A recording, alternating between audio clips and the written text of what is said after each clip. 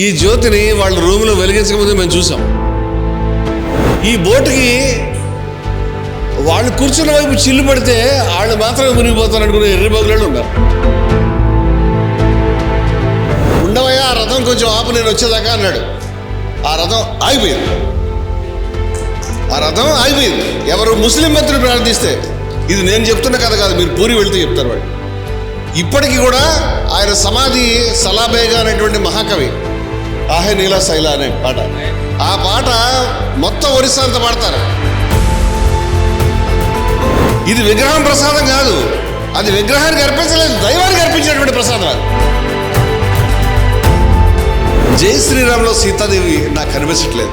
శ్రీ అనేది గౌరవంగా కూడా కలుపుతారు. శ్రీలోనే లక్ష్మీదేవిని వెతుక్కోమంటే నాకు ఎందుకు వెతుక్కోవాలి? నువ్వు జై శ్రీరామ్ని ఎందుకు మార్చాలి? సరే నువ్వు మార్చుకోవడం నేను ఎందుకు మారుస్తాను? మొత్తం 2 తెలుగు రాష్ట్రాలు మీరు ప్రతి గ్రామాన్ని తిరగండి. ఎక్కడన్నా ఒక్క గ్రామంలో రాముడు ఒక్కడే ఉన్నటువంటి ఒక్క గుడి చూపించండి. నువ్వు మా జానకి చెయ్యి పట్టుకోవడం వల్ల రాజు ఏమిటి గొప్ప అన్నాడు. ఎవరిని? రాముడు. ఎవరైనా చేగలదు, ఏం చేస్తావు?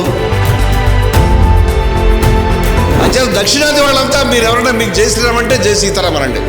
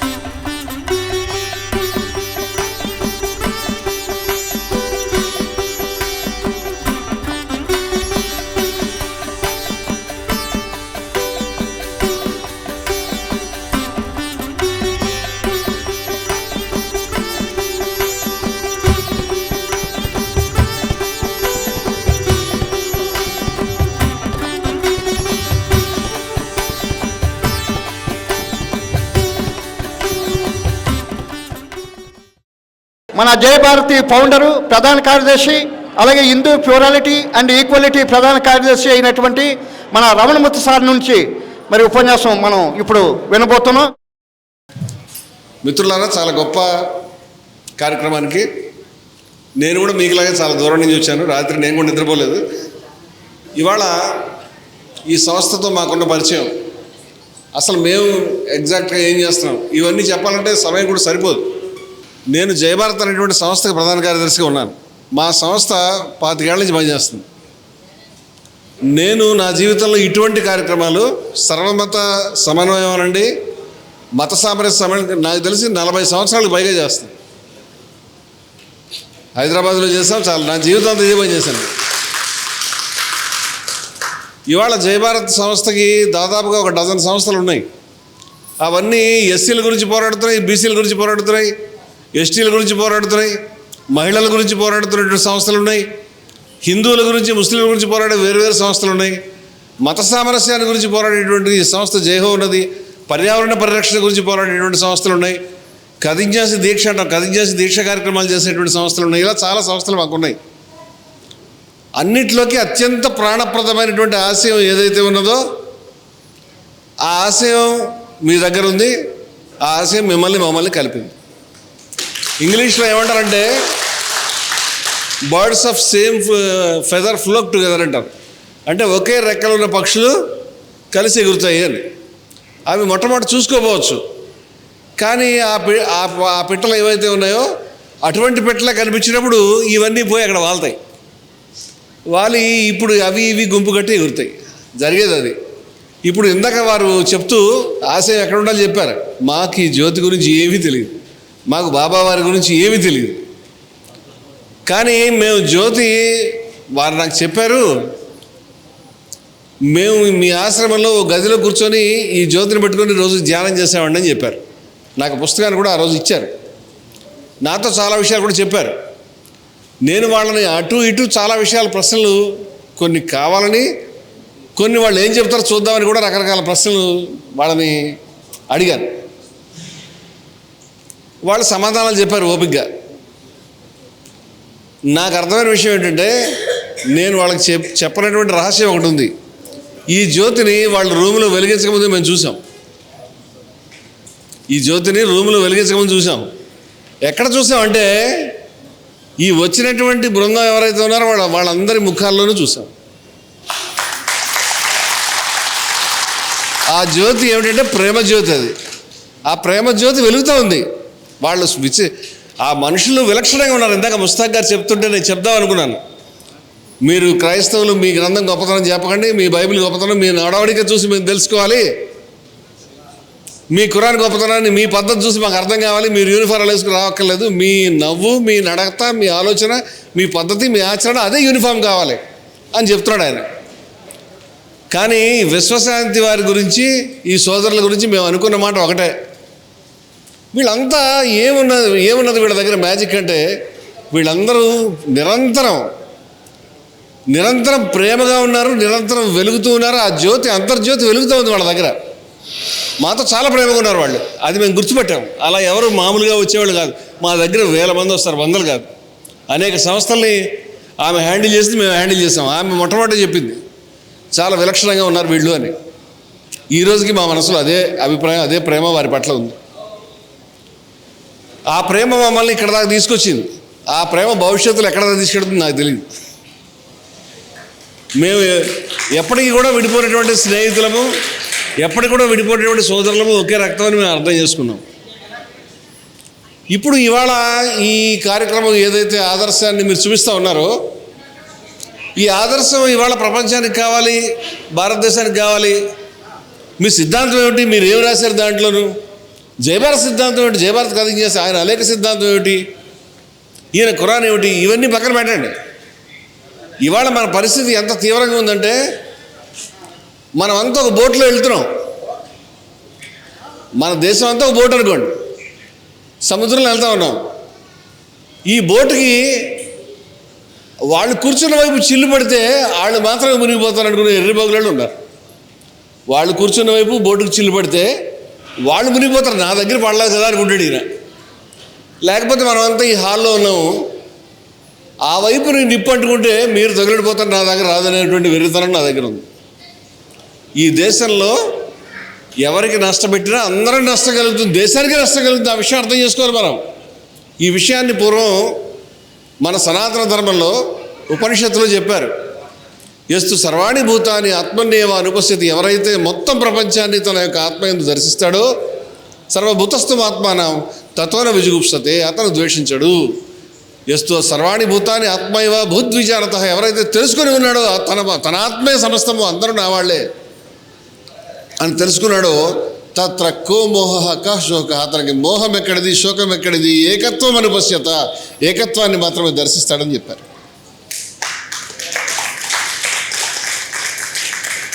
నేను భారతదేశంలో పుట్టినటువంటి అనేక ధర్మాల్లో అనేక గొప్పతనాలు ఉన్నాయి.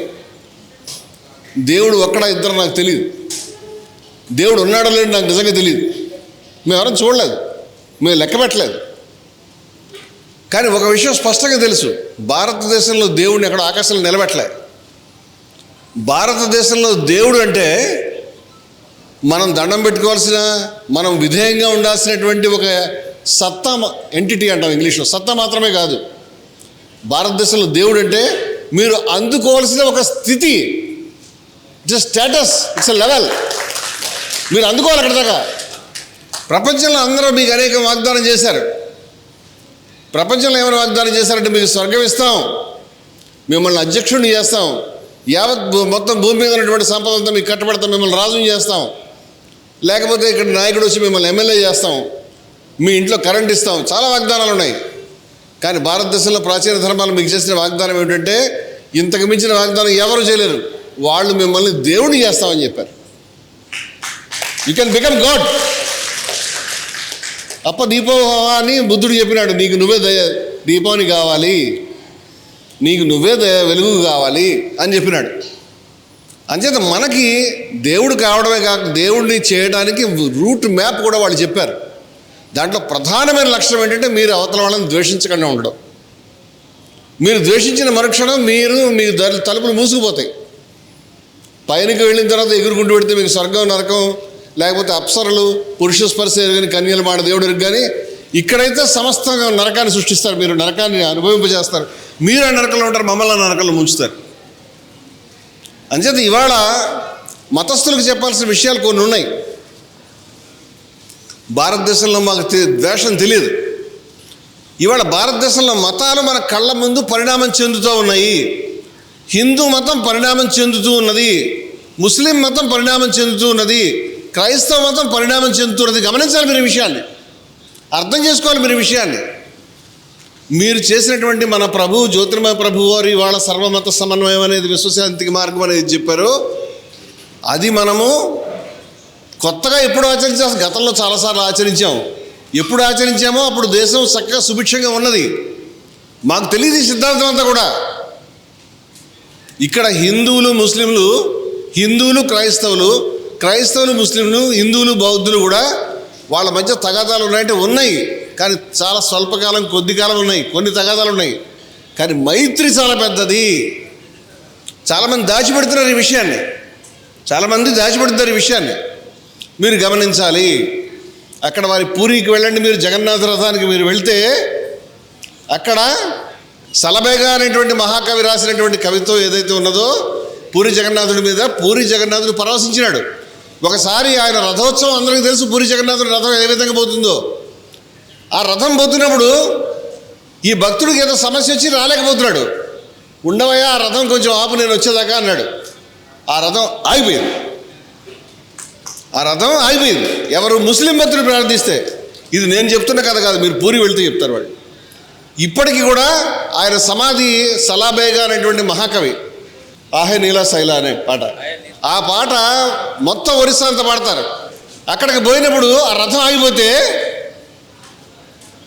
ఇప్పటికి కూడా భక్తులు ఆ సమాధి దగ్గరకు వచ్చినప్పుడు ఆనాటి విషయానికి, కొన్ని వందల సంవత్సరాల నాటి విషయానికి గుర్తుగా ఈరోజు కూడా అక్కడ ఆ సమాధి దగ్గర ఆ రథాన్ని ఆపుతారు. ఈరోజుకి ఆపి ఆ తర్వాత తీసుకెళ్తారు. ఇది ఒరిస్సా. ఇది మేము నిర్మించుకున్నాం. అది సర్వమత సమన్వయం అంటే. వెనకాల మీరు కడపకు వెళ్ళండి, వెనకాల కడపకు వెళ్ళండి. కడపలో గుళ్ళ దగ్గర ముస్లిం భక్తులు శ్రీ వెంకటేశ్వర స్వామి గుడి దగ్గర ఒక ప్రత్యేకమైనటువంటి రోజు క్యూ కడతారు. వెంకటేశ్వర స్వామిని దర్శించుకుంటారు. ఎందుకంటే మా అల్లుడు, ఎందుకంటే బీబీ రాజ్యామని పెళ్ళాడాడు. అవునా కదా? మీరు యూట్యూబ్లో కొడితే మీకు ఆ వీడియోలు కూడా కనిపిస్తాయి. భక్తుల యొక్క, ముస్లింల యొక్క క్యూలు. ఎవరి గురించి? శ్రీ వెంకటేశ్వర స్వామి గురించి. మీరు నెల్లూరు వెళ్ళండి, రొట్టెల పండుగ చేసుకుంటారు. హిందువులు ముస్లింలు రొట్టెలు ఒకళ్ళకొకళ్ళు అందించుకుంటారు. ఇది కదా సమన్వయం, ఇదే కదా భారతదేశం. ఇలా నిర్మించుకుంటారు కదా మాకు విశ్వశాంతి, భారతదేశ శాంతి ఇప్పటిదాకా ఉన్నది. ఇవాళ వీళ్ళు వచ్చి నువ్వు వాడి దగ్గర వస్తువులు కొనకు, వాడి ముఖం చూడకు, వాడిని నువ్వు ద్వేషించు అని ఒకళ్ళకొకళ్ళు నేర్పుతున్నారు. ఇవాళ నేను హిందువులకి, ముస్లింలకి, క్రైస్తవులకి ముగ్గురికి చెప్తున్నాను, మన మతంలో మా సిద్ధాంతం అది. మీకు నచ్చచ్చు నచ్చకపోవచ్చు. మా సిద్ధాంతం ఏంటంటే ప్రతి మతంలో, ప్రతి పుస్తకంలో, ప్రతి గ్రంథంలో కూడా చాలా అద్భుతమైన విషయాలు ఉన్నాయి. కానీ కొన్ని ఇవాళ అనుసరించక్కర్లేని విషయాలు ఉన్నాయి. మీరు అంగీకరించకపోవచ్చు, నా అభిప్రాయం చెప్పాను, క్షమించాలి నన్ను. ప్రతి గ్రంథంలో, ప్రతి పుస్తకంలో, ప్రతి ధర్మంలో కూడా మనం అంగీకరించాల్సిన విషయాలు ఉన్నాయి, మనం అంగీకరించలేని విషయాలు ఉన్నాయి. సతీ సగమనం ఉందనుకోండి, దాన్ని మనం అనుసరించలేము. రాముడికి అనుమానం వస్తే భార్యను వదిలిపెట్టేశారని రాశారనుకోండి, నిజమో కాదు మనకు తెలియదు. మన భార్యను అనుమానం వస్తే వదిలిపెడితే కేసు పెడతారు మన మీద. అది కరెక్ట్ అయినటువంటి విధానం కాదు. అది ఆ రోజు పనికిరాదు, మనకు తెలియదు ఆ విషయం. అలాగే ఖురాన్లో దొంగతనం చేస్తే చెయ్యి ఖండించండి అని రాశారు. ముస్లింలు ఇవాళ దొంగతనం చేస్తే మా చేతులు ఖండించండి, మా ప్రవక్త గారు చెప్పారు, మా ఖురాన్లో ఉందని ఏం ఉద్యమాలు చేయట్లే. ఆ రోజు అది అవసరం, ఇవాళ అవసరం కాదు. ఈ విషయం అర్థం చేసుకోవాలి. కానీ నువ్వు ముస్లింవి, అందుకని నువ్వు హిందువులాగాకి దూరంగా ఉండు. నువ్వు క్రైస్తవుడివి, అందుకని వాళ్ళకి దూరంగా ఉండు, ముస్లింలకి హిందువులకి. నువ్వు హిందువువి, ముస్లింలకి క్రైస్తవులకు దూరంగా పెట్టని ఎవరైతే చెప్తున్నారో వాళ్ళు ధర్మాన్ని గురించి మాట్లాడటం లేదు. వాళ్ళకి మతం తెలియదని చెప్తున్నాను నేను. వాళ్ళకి అర్థం కాలేదు మతం అంటే ఏమిటో. ఈ విషయాన్ని మనం మొట్టమొదటి గుర్తుపట్టాలి. క్రైస్తవులు, నువ్వు క్రైస్తవుడు కాబట్టి అక్కడ హిందువులు తెచ్చిన ప్రసాదాన్ని తీసుకోవద్దు అని చెప్తున్నారా లేదా? తీసుకోవడం లేదు. దాంట్లో ఏమని రాశారంటే, విగ్రహానికి పెట్టినటువంటి ఏదైతే అర్పించారో అర్పణ, ఆ ప్రసాదాన్ని నువ్వు తీసుకోవద్దని రాశారు. అది రాశారండి. ఏం చేస్తాం మనం? ఇప్పుడు హిందూ హృదయం గాయపడుతుంది, అతని యొక్క ప్రేమ గాయపడుతుంది. నేను అడుగుతున్నాను, నువ్వు ఒక్క హిందూ దగ్గరకైనా వెళ్ళి ఇది విగ్రహం ప్రసాదం అని అడుగు. ఆయన కాదు ఇది దేవుడి ప్రసాదం అని చెప్తాడు. ఇది విగ్రహం ప్రసాదం కాదు, అది విగ్రహానికి అర్పించలేదు, దైవానికి అర్పించినటువంటి ప్రసాదం. అది శ్రీ వెంకటేశ్వర స్వామికి అర్పించినటువంటి ప్రసాదం, గణేశుడికి అర్పించినటువంటి ప్రసాదము, అమ్మవారికి అర్పించినటువంటి ప్రసాదము, మరెవరికైనా అర్పించిన ప్రసాదం తప్పితే విగ్రహానికి అర్పించిన ప్రసాదం కానే కాదు. అందుచేత నీ సూత్రం వర్తించదు. నువ్వు ఆ ప్రసాదం తిని అతని యొక్క ప్రేమను నువ్వు పొందు. అలాగే ముస్లిము తన యొక్క దైవానికి సంబంధించినటువంటి 40 రోజులు రంజాన్ మాసంలో ఉపవాసం ఉంటున్నాడు. అది దైవాన్ని గురించి, అల్లాహ్ గురించి కాదు. అల్లాహ్ అనేది పేరు, దైవాన్ని గురించి. నువ్వు ఏ దైవాన్ని గురించి గుళ్ళో పెట్టుకున్నావు అదే దైవాన్ని గురించి. శివాజీ మహారాజు రాశాడు ఈ ఉత్తరాన్ని. ఏమని? హిందువుల గుళ్ళలో గంటలు మోగుతాయి దైవాన్ని కీర్తిస్తూ, ముస్లింల మసీదుల నుంచి నమాజులు వస్తాయి, వాళ్ళు పిలుస్తారు నమాజుకు రమ్మని చెప్పి. అది కూడా దైవాన్ని గురించి. ఇది దైవాన్ని గురించి కాదనుకున్న మూర్ఖులు ఈ మాట ఔరంగజేబుకు ఉత్తరం రాశాడు. మీరు ఆశ్చర్యపోతారు. కానీ ఇవాళ ముస్లింల దేవుడు వేరు, హిందువుల దేవుడు వేరు, క్రైస్తవుల దేవుడు వేరు. ఇలా అనేక మంది. మధ్యయుగంలో షా వలీవుల్లా అని ఒక పెద్ద మనిషి ఉన్నాడు. ఆయన ముస్లింలకి, మీరు ముస్లింలు హిందువుల్లో మాత్రం ఉండకండి, హిందువులకి భిన్నంగా ఉండండి అని నేర్పించాడు. తప్పది నాకు తెలిసి. అంటే ఇలా ఈ దరిద్రం అనేక సార్లు నుంచి వస్తుంది. కానీ అందరూ అలా నేర్పించలే. భారతదేశంలో ముస్లింలు హిందువులు ముస్లింలు ఎంతమందికి? మీరు ఇందాక మెహర్ బాబా పేరు చెప్పారు. మెహర్ బాబా గారికి జ్ఞానం ఇచ్చినటువంటి ఆ మహాతల్లి బాబాజాన్ గారని ఒక ముస్లిం సూఫీ అమ్మవారు, ఫకీర్. మెహర్ బాబా ఒక పార్సీ, ఆయన గురువు గారు ఒక ముస్లిం. ఆవిడికి ఇది ఎవరైతే సబ్జెక్ట్ చెప్పారో ఆయన గురువు గారు, ఆయన హిందూ. మెహర్ బాబాకి అనేక మంది హిందువులు శిష్యులు ఉన్నారు. ఎక్కడ విడదీస్తావు? కబీర్ గురువు రామానందుడు, కబీర్ ముస్లిం, రామానందుడు హిందూ. శిష్యుడిని ఎలాగైనా మతం మార్పించి హిందూ మతంలో తేవాలి ఆయన అనుకోలే. కబీర్ కూడా తన శిష్యుల్ని మార్చాలని అనుకోలే. ఇలాంటి పేర్లు మీరు నిలబెడితే ఇవాళ రోజంతా చెప్తాను నేను. మీకు తెలియదు ఆ పేర్లని, ఎవరు చెప్పరు, ఎవరు మాట్లాడరు ఈ విషయాలన్నీ కూడా. షేక్ మహమ్మద్ అనేటువంటి ఒక సూఫీ గురువు గారు, ఆయన రాసిన పుస్తకం పేరు ఏంటో తెలిస్తే, దాని పేరు యోగ సంగ్రామం. యోగ సంగ్రామం అనే పుస్తకంలో ప్రతి పేజీలో ఓం గణేష్ ఆయన మహా అని రాసేవాడు. కింద ముస్లింస్ కూడా రాసేవాడు, బిస్మిల్లా అని కూడా రాసేవాడు. ఇది తేడా లేదు రెండుకి ఆయన దృష్టిలో. ఆయనకి గురువు హిందూ, ఆయన యొక్క శిష్యులు హిందువులు. మహానుభావుడు ఆయన. షా ముంటోజీ అని ఒక గురువు గారు ఉన్నారు, ఆయన పంచీకరణం అనే పుస్తకం రాశాడు. షా ముని అనేటువంటి ఒక గురువు గారు ఉన్నారు, ఆయన గురువు గారి పేరు మునీంద్ర స్వామి కాబట్టి ఆయన పేరు పెట్టుకున్నాడు. షా ముని తన శిష్యులు మళ్ళీ హిందువులు ఉన్నారు. హిందువులు ముస్లింలు ఈ తేడా ఎవరికి లేదు. గీత మీద వ్యాఖ్యానం రాసినటువంటి అనేక మంది, ఇవాళ కాదు 100 సంవత్సరాల కింద నుంచి రాసినటువంటి ముస్లింల పేర్లు చెప్తారు. అంబర్ ఖాన్ గీతకి వ్యాఖ్యానం రాశాడు, రస్ఖాన్ కృష్ణుడి మీద పాటలు రాశాడు, అవధ్ నవాబు వాజిద్ అలీ షా కృష్ణుడి మీద పాటలు కట్టి డ్యాన్స్ చేసేవాడు. మౌలానా హజరత్ మహదీ కృష్ణుడి మీద పాటలు రాశాడు. రెహనా త్యాబ్జీ కృష్ణుడి మీద కావ్యం రాసింది, గోపిక మీద. తేడా తెలియదు మనకి. ఎప్పుడో పాత వాళ్ళు అంటారా? ఇప్పుడు ఉదాహరణలు చెప్పాలా? ఇప్పుడు తిరుమల దేవస్థానంలో అనేక మంది ముస్లింలు ఆస్థాన విద్వాంసులుగా ఉన్నారు. మొన్ననే వారు మరణించారు, షేక్ సుబాన్ గారు. నాదస్వర విద్వాంసులు. వారి భార్య పేరు కలేషాబి, అద్భుతమైనటువంటి నాదస్వర విద్వాంసులు. వారు అద్భుతమైన త్యాగర కీర్తనలు ఆలపిస్తే నీకు సంగీత జ్ఞానం ఉంటే రాయి కరిగిపోతుంది, అంత అద్భుతంగా వాళ్ళు ఆలపిస్తారు. భద్రాచలం ఆలయంలో కనీసం 100 సంవత్సరాల నుంచి హసన్ సాహెబ్ గారి యొక్క కుటుంబం వంశస్థులు వారు ఆస్థాన విద్వాంసులుగా ఉన్నారు. మీరు ఏ గుడికి వెళ్ళండి ఏదో ఒక చరిత్ర తగులుతుంది, అటు వెళ్ళండి అదొక చరిత్ర తగులుతుంది. అయ్యప్ప దగ్గరికి వెళ్ళండి వావరస్వామి వస్తాడు. మీరు లేకపోతే అమర్నాథ్ గుడికి వెళ్ళండి, అమర్నాథ్ గుడికి అనేటువంటి గుహని, ఈ గుహలో శివుడు ఉన్నాడయా అని బయటపెట్టింది హిందువుకి కాదు, ఒక ముస్లింకి ఒక ఋషి గారు చెప్పారు. ఆ ముస్లిం కుటుంబం దాన్ని రక్షించి హిందువులకు చెప్పింది. ఈ చరిత్ర చెప్తున్నాను నేను, ఎవరు తిరస్కరించలేనిది. హిందువులు, ముస్లింలు, క్రైస్తవులు అందరూ కలిసి నిర్మించుకున్నాం ఈ దేశాన్ని. ఇవాళ ఈ దేశం మునిగిపోతా ఉంది. వీడొచ్చి జై శ్రీరామ్ అంటాడు. జై శ్రీరామ్ అంటే నాకేం అభ్యంతరం లేదు, కానీ నేను ఒక హిందూగా, హిందూస్ ఫర్ ప్లూరలిటీ ఈక్వాలిటీ సంస్థ ప్రధాన కార్యదర్శిగా, ఈ సంస్థ ఒక తెలుగువాడిగా, ఒక దక్షిణాత్యుడిగా నేను మాట్లాడుతున్నాను. ఈ నినాదం నేను ఎప్పుడు వినలేదు. ఒక హిందువుగా మీరు వింటే నాకు చెప్పండి. మీ ఊర్లో చిన్నప్పుడు విన్నారా ఎవరైనా జై శ్రీరామ్ అన్నాం? వినలే. మేము వేరే విన్నాం, దాని పేరు జై సీతారాం అని విన్నాం. హిందీలో కూడా జై సియారాం అన్నారు. జై సియారాం అంటే సీతారాం అని అర్థం. నన్ను అనమంటే ఆనందంగా సీతారాం సీతారాం సీతారాం జై సీతారాం, రాధేశ్యాం రాధేశ్యాం రాధేశ్యాం జై రాధేశ్యాం అంటారు. జై శ్రీరామ్లో సీతాదేవి నాకు కనిపించట్లేదు. శ్రీ అనేది గౌరవంగా కూడా కలుపుతారు. శ్రీలోనే లక్ష్మీదేవిని వెతుక్కోమంటే నాకు ఎందుకు వెతుక్కోవాలి? నువ్వు జై శ్రీరామ్ని ఎందుకు మార్చాలి? సరే నువ్వు మార్చుకోను, నేను ఎందుకు మారుస్తాను? మొత్తం 2 తెలుగు రాష్ట్రాలు మీరు ప్రతి గ్రామాన్ని తిరగండి.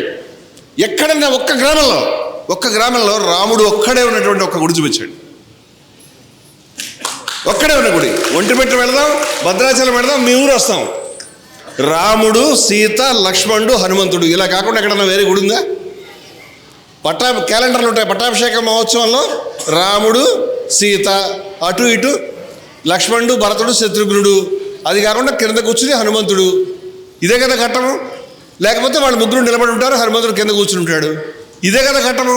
ఇలా కాకుండా ఒంటరిగా ఉన్నటువంటి ఇలా రాముడు, ఇలా 6 ప్యాక్ రాముడు బొమ్మ ఎప్పుడైనా చూసామా? జై శ్రీరామ్ అనలేదండి, ఎప్పుడు జరగలేదు. ఇది ఏమి నష్టం వచ్చిందండి? సీతను తీసేస్తే రాముడికి, మీకు తెలుసో తెలీదో మీ పెద్దవాళ్ళని అడగండి, మీ పూర్వీకులను అడగండి. ఒంటి రాముడు ఫోటో మీ ఇంట్లో కూడా ఎప్పుడు పెట్టుకోలేదు మీరు. ఒంటి రాముడు పెట్టుకుంటే అరిష్టం నమ్మారు.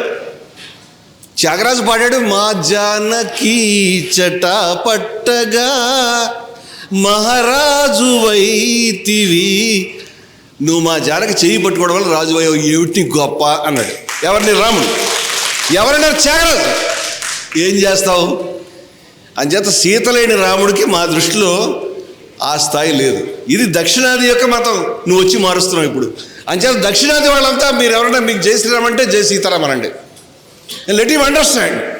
మాకు తెలియదు యుద్ధానికి వెళ్ళేటువంటి, ఎవరి మీద యుద్ధానికి పోతున్నాడు? రాముడు కరుణాసముద్రుడు, వాత్సల్యంతో ఉంటాడు. హనుమంతుడిని చూస్తే దెయ్యాలు పారిపోతాయి. మేము చిన్నప్పుడు దెయ్యాలు కనిపిస్తే హనుమాన్ చాలీసా చదువుకుని వెళ్ళేవాళ్ళం. అని నేర్పించేవారు హనుమంతుడు తలుచుకొని. హనుమంతుడు చాలా ప్రేమగా ఉండేవాడు. ఇప్పుడు హనుమంతుడికి చాలా కోపంగా ఉంటున్నాడు. ఆ బొమ్మలన్నీ కోపంగా పెడుతున్నారు, కార్లకు అంటించుకుంటున్నారు. రాముడు ఇంకా కోపం. ఎవరి మీద కోపం? ఎవరి మీద యుద్ధం చేస్తున్నావు? ఎందుకు యుద్ధం చేస్తున్నావు? రాముడు ముస్లింల మీద యుద్ధం చేస్తున్నాడని వీళ్ళు లోపల నమ్ముతున్నాడు. అంత ఎర్రబోగులు వాళ్ళు. రాముడు ముస్లింల మీద. నీకు తెలుసుకోవాల్సిన విషయం ఏంటంటే, మరి తెలుసుకోవాలి, అయోధ్యలో రాముడి గుడికి కూడా ముస్లిం శిల్పులు పనిచేశారు. యాదాద్రిలో మన కట్టినటువంటి మా టెంపుల్ కూడా ముస్లిం శిల్పులు పనిచేశారు. భారతదేశంలో అనేక చోట్ల ముస్లింలు శిల్పులు పనిచేస్తారు హిందూ గుళ్ళకి. అలాగే ముస్లింల యొక్క పండుగల్లో క్యాలిగ్రఫీ అంటారు, చక్కగా ఖురాన్ అక్షరాలని చక్కగా రాసేటువంటి విధానం ఉంటుంది. దాన్ని అనేక మంది హిందువులు చేస్తారు. హిందువులు అనేకమైనటువంటి పండుగలు చేస్తారు. మొన్న శ్రీరామనవమి పండుగ నేను మా జయభారత్ బృందం వెళ్ళాము. మీ పక్కనే ఉంటుంది. ఇక్కడ వేలేరు అని గ్రామం ఉంది, హనుమాన్ జంక్షన్ పక్కన. ఆ గ్రామంలో 25 ఏళ్ల నుంచి హిందువులు ముస్లింలు కలిసి శ్రీరామనవమి చేసుకుంటున్నారు. హిందువులు ముస్లింలు, మీరు కరెక్ట్గా విన్నారు, హిందువులు ముస్లింలు కలిసి శ్రీరామనవమి పండుగ చేస్తున్నారు. మేము సాక్ష్యం. నేను మా ఛానల్లో ఫొటోస్ పెట్టాను, రేపు పొద్దున పెద్ద ప్రోగ్రాం పెడతాం. అక్కడ షిరిడి సాయిబాబా గారి ఆలయం ఉంది. షిరిడి సాయిబాబా గారి ఆలయంలోకి శ్రీరాముడి యొక్క విగ్రహాలను తీసుకొచ్చారు. అక్కడి నుంచి తలంబ్రాలు, పానకం తీసుకెళ్లారు. ఇదిగో ఈ రజనీ అమ్మ కూడా ఈ తలంబ్రాలు ఇచ్చారు, ఇవి కూడా మోసింది ముస్లింలు మోసారు. ముస్లిం ఆడవాళ్ళు వచ్చి మోసారు, హిందూ ఆడవాళ్ళు వచ్చి మోసారు. ముస్లింలు గుడి చుట్టూ తిరిగి దండం పెట్టుకుని బొట్లు పెట్టుకున్నారు. ముస్లింలు హారతులు ఇచ్చారు, హిందువులు దండం పెట్టుకున్నారు. శ్రీరామనవమి పండుగ అద్భుతంగా జరిగింది. సాయంత్రం ఉరుసు ఉత్సవం జరిగింది, మళ్ళీ హిందువులు ముస్లింలు పాల్గొన్నారు. ఒక పెద్ద కాషాయ జెండా, దానిపైన ఓం అని ఉంది. ఇంకో పెద్ద ఆకుపచ్చని జెండా, దానిపైన నెలవంక గుర్తు, చక్కగా ముస్లింల గుర్తు ఉన్నది. ఈ రెండు జెండాలని పట్టుకొని ఊర్లో ప్రజలంతా ఊరేగారు. ఈ రెండు జెండాలని షిరిడి సాయిబాబా దగ్గర తెచ్చారు. ఈ రెండు జెండాలని మా మధ్య ఉన్నటువంటి అబ్దుల్ రహీం బాబా గారిని ఒక పెద్ద ఆయన దగ్గరికి తీసుకొచ్చారు. ఈ రెండు జెండాలని శ్రీరాముడి యొక్క హనుమంతుడి యొక్క గుడిలోకి తీసుకెళ్లారు. ఈ రెండు జెండాలని హనుమంతుడి ముందు పెట్టారు. ఈ రెండు జెండాలని శ్రీరామనవమి ఆ రోజు జరిగింది, రాముడు సీత ముందు పెట్టారు. హారతులు ఇచ్చారు, గుడి చుట్టూ ప్రదక్షిణలు చేశారు, బొట్లు పెట్టుకున్నారు. ఊరంతా కూడా చందనోత్సవం చేసుకుని హిందువులు ముస్లింలు ఒకళ్ళకొకళ్ళు చందనం రాసుకున్నారు. ఆడవాళ్ళు మగవాళ్ళు, ముస్లింల, హిందువుల, క్రైస్తవుల, రెడ్ల, మాలవాళ్ళ ఏం తేడా లేదు.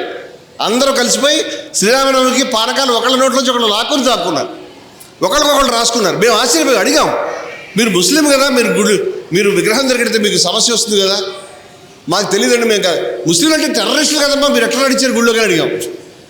ఆ టెర్రరిస్టులు ఎక్కడ ఉంటారో మాకు తెలియదండి, నేను పాకిస్తాన్లో ఉంటారేమో, మా ఊర్లో మేమంతా కూడా అన్నదమ్ములం అని చెప్పారు. నేనంటే భారతదేశం వేలేరు గ్రామాన్ని అనుసరించాలి. వేలేరు గ్రామంలో ఏం జరుగుతుందో ఒకప్పుడు భారతదేశం అంతా జరిగింది. ఇప్పుడు ఈ పద్ధతి మనం అన్ని చోట్ల మనం తీసుకురావాలి. మేము చేసాం. మేము సంక్రాంతి పండుగని మొన్న హిందువులు ముస్లింలు కలిపి చేయించాం. ఆయన ముస్లిమ్స్ వారు నవాబు గారు వచ్చి హారతి ఇచ్చారు. మొన్న విశ్వశాంతి వాళ్ళు వచ్చారు, అదే రోజు హోలీ పండుగ జరుపుకున్నాం. హిందువులు ముస్లింలు రంగులు పూసుకున్నారు, సంతోషంగా ఉన్నారు. మేము ఇఫ్తార్ పండుగ చేసాం, ఇలా శ్రీరామనవమి పండుగ చేసాం. అన్ని పండుగలు అందరం హాయిగా జరుపుకుంటాం. ఏమి నష్టం వచ్చింది? మన యొక్క సెయింట్స్ కలిసి ఉన్నారు. మనకు మొట్టమొదటి తెలుగులో ఖురాన్ గ్రంథాన్ని ఎవరు అనువదించారు తెలుసా మీకు? మొట్టమొదటి ఖురాన్లో తెలుగులోకి ఖురాన్ గ్రంథాన్ని, దివ్య ఖురాన్ని ఎవరు అనువదించారు తెలుసా? చిలుకూరు నారాయణరావు గారు అనువదించారు. ఆయన హిందూ ముస్లిం కాదు. ఆయన ఏమని చెప్పాడంటే, హిందువులు ముస్లింల మధ్య ప్రేమకి చిహ్నంగా ఈ పని చేస్తానని చెప్పాడు. ఈ రోజుకి తిరుపతి దేవాలయంలో 108 బంగారు పుష్పాలతో అర్చన చేస్తారు. ఆ 108 బంగారు పుష్పాలు సమర్పించింది ఒక ముస్లిం, స్వామికి సమర్పించింది. ప్రతి ఊర్లో మీరు వెళ్ళి వెతకండి, గణేష్ పండుగ పెట్టేవాళ్ళు ముస్లిమ్స్ కనిపిస్తారు, గణేష్ లడ్డు పాడుకునే వాళ్ళు కనిపిస్తారు. ముస్లిం పండుగల్లో దట్టీలు పట్టేటువంటి వాళ్ళు, లేకపోతే మొహర్రం పండుగలో ఊరేగింపులు తీసేటువంటి వాళ్ళు, లేకపోతే దర్గాలకు వచ్చేటువంటి వాళ్ళు అనేక చోట్ల హిందువులు కనిపిస్తారు. ఇది మా సంస్కృతి. ఈ సంస్కృతిని కాపాడుకోకపోతే వినాశనం వస్తుంది. వారు రాసింది ఏమిటంటే, ఇదిగో ఈ సమన్వయమే విశ్వశాంతికి మార్గం, లేకపోతే నాశనం అవుతామని చెప్పారు. మీరు చేస్తున్న ప్రయత్నం ఏదైతే ఉన్నదో చాలా అద్భుతమైనటువంటి ప్రయత్నం మీరు చేస్తూ ఉన్నారు. కానీ ఈ విశ్వశాంతి మిత్రులకి ఏమిటంటే, అందరం ఇవాళ చిక్కుల్లో ఉన్నాం. మేము చెప్పినట్టు వినాలి, మేము చెప్పిన చొక్కా వేసుకోవాలి, మేము చెప్పిన బొట్టు పెట్టుకోవాలి, మేము చెప్పినంత సైజే పెట్టుకోవాలి, మేము చెప్పినట్టే చేయాలి. లేకపోతే నువ్వు హిందువు కాదు, లేకపోతే నువ్వు ముస్లిం కాదు, నువ్వు క్రైస్తవుడు కాదని పెత్తనం చేస్తున్నారు కొంతమంది. ఈ సమస్యగా ఉంది. తెల్లబట్టలు ఎందుకు వేసుకుంటారని బ్రహ్మకుమారుల మీద దాడి చేశారు. నేను విన్నాను, నాకు వీరు చెప్పారు, ఇక్కడ కూడా తెల్లబట్టలు ఎందుకు వేసుకుంటామని, తెల్ల జెండా ఎందుకు పట్టామని దాడి. అవునా కదా? నేను ఏమంటానంటే, ఎక్కడి నుంచి వచ్చేది ఇది తెలియదు మనకి. మీకు అందరికీ బాగా తెలిసినటువంటి శ్లోకం మీకు తెలుసు కదా, శుక్లాంబరధరం విష్ణు. ఎప్పుడైనా విన్నారా హిందువులు? చెప్పండి శ్లోకం ఏంటో.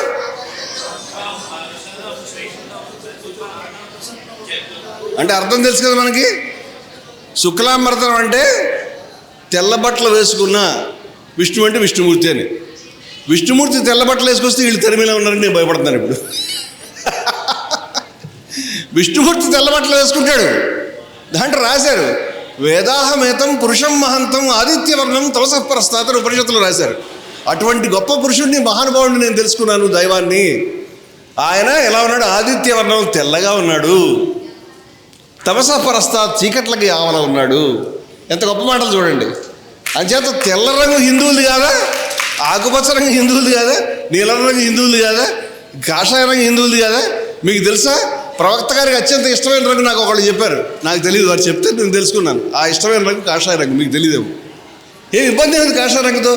అబీద్ హసన్ సాఫ్రానీ అనేటువంటి మహానుభావుడు జైహింద్ నినాదం కనిపెట్టాడు. తన పేరులో అబీద్ హసన్ సాఫ్రానీ అని కాషాయ రంగు పేర్లు పెట్టుకున్నాడు. ఎందుకంటే హిందువులకు ఇష్టమైన రంగు నేను పెట్టుకుంటాను నా సోదరులు వాళ్ళని. అయితే కాషాయ రంగుని ప్రేమించినటువంటి ముస్లిము ఈ ప్రాబ్లం ఏంటో తెలుసుకోవాలి. ఆకుపచ్చ రంగుని ద్వేషించేటువంటి హిందూ తన ప్రాబ్లం ఏంటో తెలుసుకోవాలి. పక్కవాడిని ద్వేషించేమని ముందు మన మతాలను నిలదీద్దాం. ఎందుకు ఈ పని చేస్తామని ఆ మతాలను నిలదీయడానికి సంబంధించినటువంటి జ్ఞానాన్ని తెలుసుకునే వేదికల కింద, సమాచారాన్ని తెలుసుకునే వేదికల కింద, మనం శిక్షణ ఇచ్చుకునే వేదికల కింద ఇటువంటి సర్వమత సమన్వయ సభలు పరస్పరం మనం ఆలోచనలు ఇచ్చిపుచ్చుకోవడానికి వేదికలుగా పనికి రావాలి. అటువంటి ప్రయత్నం మీరు చేస్తున్న సర్వమత సమన్వయ సభలు ప్రతి ఊరిలో జరగాలి. మీరు హైదరాబాద్లో సర్వమత సమన్వయ సభ పెట్టండి. మేము నిలబడి మీరు చెప్పిన పని, కుర్చీల పని, అన్ని పనులు చేస్తాం. అన్ని పనులు మాకు చెప్పండి, మేము చేస్తామని చెప్తున్నాం కదా, మీరు పెట్టాలి. అంచేత వారి యొక్క సందేశం చాలా అద్భుతమైనది. మాకు ఆ 2 సందేశాలు చాలా బాగా నచ్చినాయి. ఎందుకంటే వారికి నేను మాట చెప్పాను, ఏమంటే మీరు హిందువులా అని అడిగాను. ఆయన కన్ఫ్యూజ్ అయిపోయి ఇలా అడుగుతున్నాడు ఏంటని. మీరు సనాతన ధర్మాన్ని అనుసరిస్తున్నారా, మీరు ముస్లిమ్సా, మీరు క్రైస్తవులని అడిగాను. నాకు బాబ్జీ గారు సమాధానం చెప్పలే, నేనే సమాధానం చెప్పాను. హిందూ అయితే, ముస్లిం అయితే, క్రైస్తవుడు అయితే ఏంటి, ఇక్కడి నుంచి ఇక్కడికి రావడానికి ఆ మెట్లు ఉన్నాయి, అక్కడ కూడా మెట్లు ఉన్నాయి. ఆ మెట్లు ఒక మాత్రం, ఈ మెట్లు ఒక మాత్రం ఇక్కడ రావడానికి ఒక పైన స్లాబ్కి వెళ్ళడానికి కొన్ని మెట్లు ఉన్నాయనుకోండి. ఏ నిచ్చెన మీద వెళ్ళినా నువ్వు పైకి వెళ్ళిన తర్వాత దేవుడు దైవత్వాన్ని అందుకుంటావు. ఒక నిచ్చెన పేరు ఇస్లాం, ఒక నిచ్చెన పేరు హిందూ మతం, ఇంకో నిచ్చెన పేరు సిక్కు మతం, ఇంకో మతం క్రైస్తవ మతం. ఏం కొంపలు మునిగినాయి. పైకి వెళ్ళాను కదా, పైకి వెళ్ళిన తర్వాత ఎటువంటి లక్షణాలను అలవాటు చేసుకున్నావో ఆ లక్షణాన్ని మీరు ఆల్రెడీ మాట్లాడుతున్నారు. అదేమిటంటే ఏమీ లేదు. ఉపనిషత్తు ఏమని చెప్పిందంటే అభేద దర్శనం జ్ఞానం. ఎటువంటి దాంట్లో భేదం లేదు, గొప్ప చిన్న భేదం లేదు, కుల భేదం లేదు, లేకపోతే రంగు భేదం లేదు, ఎటువంటి తేడా ఉండకూడదు, వ్యత్యాసాలు ఉండకూడదని చెప్పింది. అటువంటి లక్షణాన్ని మీరు అందుకున్న తర్వాత మీరు ఏ నిచ్చెనెక్కి వెళ్తే నాకేం సమస్య. మతాలు ఎక్కడి దాకా వెళ్ళాలో వేదాలని, బైబిల్ని, ఖురాన్ని దాటి మానవాళ్ళని తీసుకెళ్ళండి. ఆ పనిని మూడింటి సమన్వయం చేయడం ద్వారా చేయండి అని స్వామి వివేకానందుడు చెప్పినటువంటి పని ఏదైతే ఉన్నదో అక్కడికి మనం ఏ లక్షణాలు అందుకుంటామో ఆ లక్షణాలను మీరు మాట్లాడుతున్నారు, లక్షణాలతో మీరు ఉన్నారు. అది మీ సంస్థ యొక్క విశిష్టత. అంచేత మీరు హిందూ కానీ, ముస్లిం కానీ, క్రైస్తవుడు కానీ ఉండాల్సిన అవసరం లే. వాటన్నింటిని మించినటువంటి లక్షణాలు మీ దగ్గర ఉన్నాయి కాబట్టి ఈ లక్షణాలను మేము ఖచ్చితంగా, ఈ లక్షణాలు ఎవరు మాట్లాడతారో వాళ్ళు హిందువులని మా ఉద్దేశం, వాళ్ళ సనాతన ధర్మాన్ని. ఈ లక్షణాలు ఎవరు మాట్లాడతారో వాళ్ళు ముస్లిమ్స్ అని నా ఉద్దేశం. ఈ లక్షణాలు ఎవరు మాట్లాడతారో వాళ్ళు క్రైస్తవులు అని నా ఉద్దేశం. ఎందుకంటే అన్ని చోట్ల అదే విషయం చెప్పబడి ఉంది. అది చెప్పడానికి మన దగ్గర సమయం సరిపోదు. అందుచేత మీరు మీ పద్ధతిని అనుసరించండి, అనుష్ఠించండి. గురువు గారు ఏం చెప్పారో ఆ యొక్క తత్వాన్ని తీసుకెళ్ళండి. కంటెంట్ మనకు చాలా ఇంపార్టెంట్. మేము గురువు గారి యొక్క భక్తులు అని కాకపోవచ్చు, కానీ గురువు గారి భక్తిని మీతో పంచుకోలేం, కానీ గురువు గారి భావాలని మీతో పంచుకుంటాం. గురువు గారి తత్వాన్ని పంచుకుంటాం, గురువు గారి తత్వాన్ని మీతో అనుసరిస్తాం. ఆ రకంగా మేము గురువు గారిని అనుసరిస్తాం, ఏం అనుమానం లేదు దాంట్లో. అందుచేత ఈ వాగ్దానాన్ని మీకు ఇస్తూ, ఇక్కడ వచ్చినటువంటి పెద్దలు విజయశంకర స్వామి గారు ఏమి సామాన్యుడైనటువంటి వ్యక్తి కాదు. ఒక మాట వారి గురించి చెప్పవద్దు, పొరపాటు అవుతుంది. కేవలం అన్నవరం సత్యనారాయణ స్వామి ఆలయానికి వారు కనీసం 10-15 సార్లు వచ్చి ఉంటారు. ఊరికనే కాదు, కార్యక్రమాల గురించి సింహాచలం కూడా వచ్చారు. అన్నమయ్య ఇల్లు మనం కట్టాలి, కొండ మీద కూల్చేశారు అని 11.5 లక్షల సంతకాలు చేయించి కనీసం 3-4 వేల కిలోమీటర్ల రథయాత్ర చేసి ఆ తర్వాత ప్రతి ఊర్లో కూడా ఒక అర్చన చేయించి గుళ్ళో చాలా గొప్ప కార్యక్రమాన్ని చేసినటువంటి మహానుభావుడు ఆయన. కాశీనారాయణ ఆశ్రమం కూలిపోతే కాశీనారాయణ ఆశ్రమం మీద వెళ్ళి కడప జిల్లాని ఆయన ముట్టడించడం వల్ల, ఆయన మన హెచ్పి బృందం ముట్టడించడం వల్ల కడప జిల్లాలో కాశీనారాయణ ఆశ్రమాన్ని మళ్ళీ కట్టేటువంటి ప్రయత్నం లోకేష్ గారు చేస్తూ ఉన్నాడు. మేము పట్టా కావాలని అడుగుతున్నాం. ఇలా అనేక సమస్యలు ఉన్నాయి. చాలా గొప్ప కార్యక్రమాలు నిరంతరం చేసేటువంటి మా విజయశంకర స్వామి గారు 45 సంవత్సరాలు కఠినమైన సన్యాస దీక్షలో ఉన్నటువంటి మా హెచ్పి అధ్యక్షుడు త్రినాథ్ దాస్ గారు, ఇందాక వెళ్ళిపోయినటువంటి ముస్తాక్ అహ్మద్ అభిలాష్ గారు, జయహో సంస్థకి ప్రధాన కార్యదర్శి. ఈ సంస్థ మేము 14 రాష్ట్రాలు నడిపిస్తూ ఉన్నాం. ఇటువంటి మహానుభావులు ఇక్కడికి ఇవాళ ఒకేసారి రావడం అనేది నాకు తెలిసి బయట కార్యక్రమంలో ఇంతమంది ఒకేసారి రాలేదు. ఎవరైనా ఒకళ్ళిద్దరు కార్యక్రమాలు వచ్చారు, కానీ మేమిద్దరమే ఎక్కడికి ఒకసారి అతిథులుగా పోయినట్టు నాకు గుర్తులేదు. అంచేత ఇంత మంచి కార్యక్రమానికి వారు వచ్చారు కాబట్టి రేపొద్దున అన్నమయ్య యొక్క ప్రోగ్రాం మళ్ళీ స్టార్ట్ కాబోతున్నది. మీ ఊరిలో కూడా మేము వస్తాము, మీ కార్యక్రమాలన్నింటిలో మేము ఉంటాము. జై భారత్ ఉద్యమం అనేది జ్యోతిర్మయ ప్రభు వారి ఉద్యమంతో కలిసి నడుస్తుంది. ఎందుకంటే జ్యోతిర్మయ ప్రభు చెప్పినటువంటి బోధనలకి జై భారత్ అనే సిద్ధాంతానికి తేడా ఏమీ లేదు. సంపూర్ణంగా మేము మీతో పాటు ఉంటాము. మాకు చాలా నచ్చింది. మీ నుంచి నేర్చుకుని ప్రేమ జ్యోతిని మేము కూడా లోపల వెలిగించే ప్రయత్నం చేస్తాం మీకులాగా.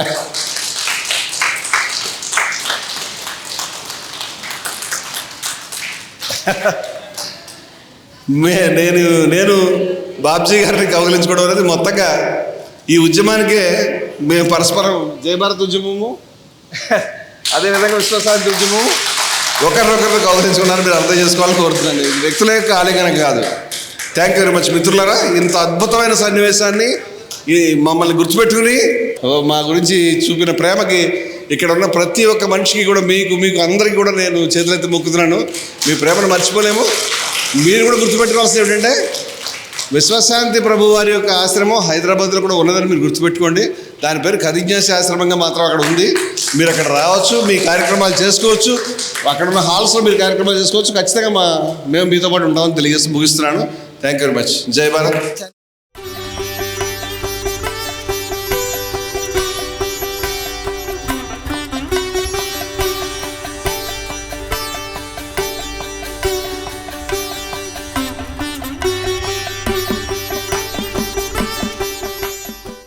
నేను జయభారత్ జాతీయ ప్రధాన కార్యదర్శి హైదరాబాద్ నుంచి వచ్చాను.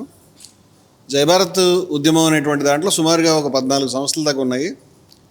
మేము పనిచేసే ఆశయాలు కూడా ఇక్కడ జ్యోతిర్మయ ప్రభు వారి శిష్యులు మీరు ఏదైతే కార్యక్రమం చేస్తున్నారో దానికి పూర్తిగా ఏకీభావంతో ఉన్నాయనేటువంటి ఉద్దేశంలో మేము వీరిని కలుసుకున్న తర్వాత ముఖ్యంగా జైహో అనేటువంటి సంస్థ ఉన్నది మాకు, Jayabharat association for integrity harmony and oneness అనేటువంటిది. ఇది 14 రాష్ట్రాల్లో పనిచేస్తున్నది. అధ్యక్ష ప్రధాన కార్యదర్శులు ఇక్కడ వచ్చి ఉన్నారు. మా విజయశంకర్ స్వామి గారు, మా ముస్తాక్ అహ్మద్ అభిలాష్ గారు. మేము ఆ సంస్థ యొక్క జాతీయ మహాసభలు హైదరాబాద్లో జరిపి ఉన్నాము. దానికి జ్యోతిర్మయ ప్రభు వారి శిష్యులు కూడా వారు వచ్చి దాంట్లో పాల్గొని దానికి జయప్రదం చేయడం అనేది జరిగింది.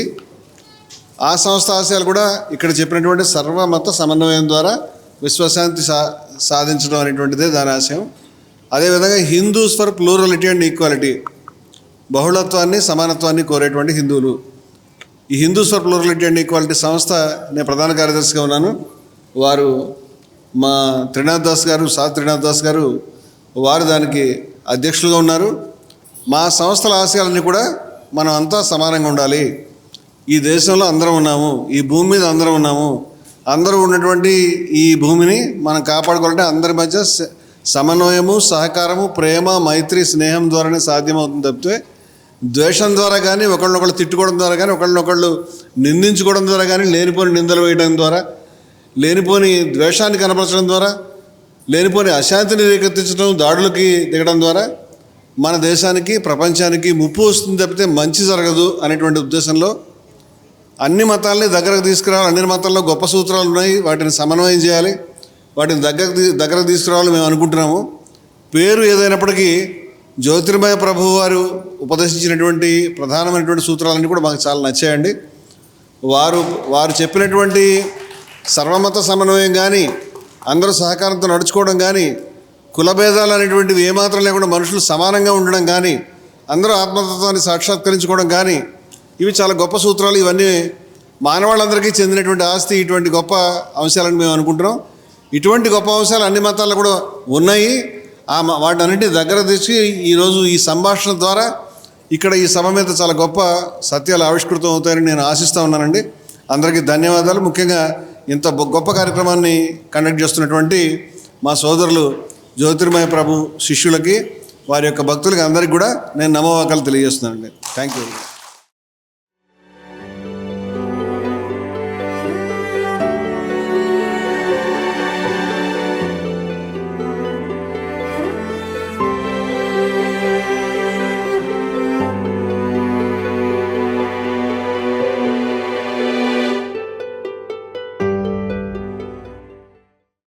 మీ ఆలోచనల్ని మరింత సంపద్వంతం చేయగల ఈ పుస్తకాల్ని మీరు చదివారా?